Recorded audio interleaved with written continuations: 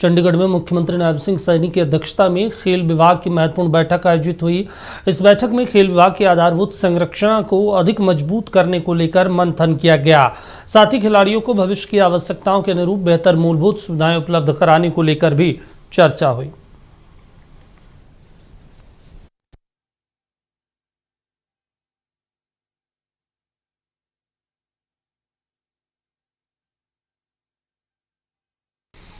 हरियाणा में सामाजिक सुरक्षा योजनाओं के लाभार्थियों को बड़ी राहत मिली है। मुख्यमंत्री सैनी ने 19 जन कल्याणकारी योजनाओं के तहत 1582 करोड़ रुपए की राशि सीधे लाभार्थियों के खाते में ट्रांसफर की गई। इसके अंतर्गत 15 विभिन्न सामाजिक सुरक्षा पेंशन योजनाओं, दीनदयाल लाडो लक्ष्मी योजना, दयालु योजना, हर घर हर गृहिणी योजना एवं प्रधानमंत्री आवास योजना का लाभ लाभार्थियों तक पहुंचाया गया। मीडिया को इसकी जानकारी देते हुए सीएम सैनी ने कहा कि ये हमारी पारदर्शिता और सुशासन की प्रतिबद्धता का प्रतीक है। प्रधानमंत्री मोदी के मार्गदर्शन में हम हर पात्र परिवार तक जन कल्याणकारी योजनाओं का लाभ पहुंचाने के लिए निरंतर काम कर रहे हैं।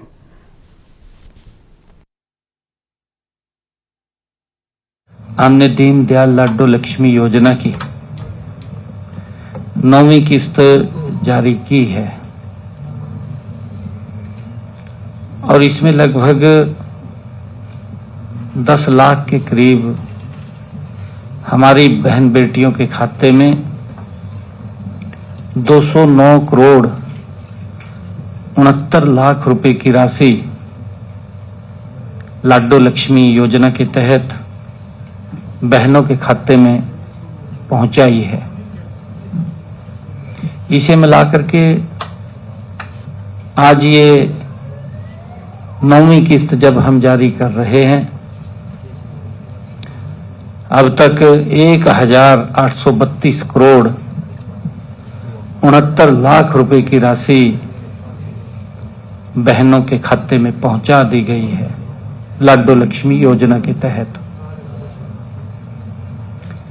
ये सरकार का कमिटमेंट है। आदरणीय नरेंद्र मोदी जी के नेतृत्व में वो संकल्प है जिसको पूरा करने का काम मोदी जी के नेतृत्व में डबल इंजन सरकार कर रही है। हमने जब ये बजट दूसरा बजट प्रस्तुत किया था, उस बजट के अंदर भी हमने घोषणा की थी, उस बीच में भी हमने इसको बढ़ाने का काम किया था। हमने ऐसे बहनों को इसके अंदर जोड़ा था जिन बहनों ने अपने बच्चों को निपुण के तहत आगे बढ़ाया है या उनके बच्चों ने 80% से ज्यादा मार्क्स लिए हैं और उनकी पारिवारिक आय 81 है। ऐसे बहनों को भी हमने लाडो लक्ष्मी योजना में जोड़ा था, या जिन्होंने क्रिटिकल बीमारी से बच्चों को बाहर किया है, उन बहनों को भी इस योजना के तहत हमने जोड़ा था। और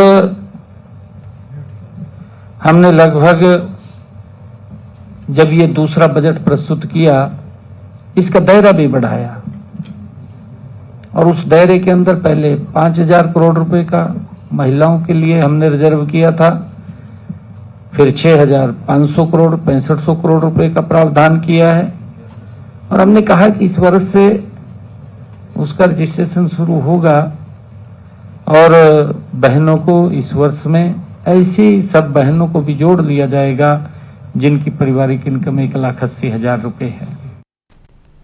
इस मौके पर सीएम सैनी ने पिछली सरकार पर भी निशाना साधा। उन्होंने कहा, कांग्रेस की सरकार में पेंशन जैसी सुविधाओं के लिए बुजुर्गों को भारी परेशानियों का सामना करना पड़ता था, लेकिन मोदी सरकार ने गरीबों को सशक्त बनाने का प्रयास किया। अब गरीबों को सरकारी योजनाओं का लाभ सीधे उनके खाते में पहुंचता है। हम ये भी देखते थे कांग्रेस के समय में साल साल तक घूमते रहते थे बुजुर्ग, पेंशन नहीं बनती थी, कहीं ना कहीं सेवा करनी पड़ती थी, तब जाकर के उसका दिल पसीजता था, फिर जाकर के कहीं ना कहीं उसकी पेंशन लगाता था। भारी दिक्कतों का सामना बुजुर्गों को कांग्रेस के समय में भी करना पड़ा, और जो कई दल ये बात बोलते हैं उनके समय में भी करना पड़ा बुजुर्गों को। परंतु मोदी जी की गारंटी है, जो सम्मान, जो योजना बनी है, उसका लाभ डायरेक्ट उस तक पहुंचे। आजादी के बाद ये पहली बार मोदी जी ने किया है। नहीं तो गरीबी हटाओ का नारा कांग्रेस देती रहती थी। सबसे बड़ा मजाक गरीबों का अगर किसी ने किया, कांग्रेस पार्टी ने किया। गरीब को और गरीब करने का काम कांग्रेस ने किया। गरीबों के साथ बद्दा मजाक अगर कोई करता था, कांग्रेस पार्टी थी। मोदी जी ने लगातार गरीब को मजबूती की ओर ले जाने का काम किया है। एक योजना नहीं है, विभिन्न योजनाएं हैं। आयुष्मान भारत, लगभग 32 लाख लोगों ने हरियाणा में इसके तहत अपना इलाज कराया,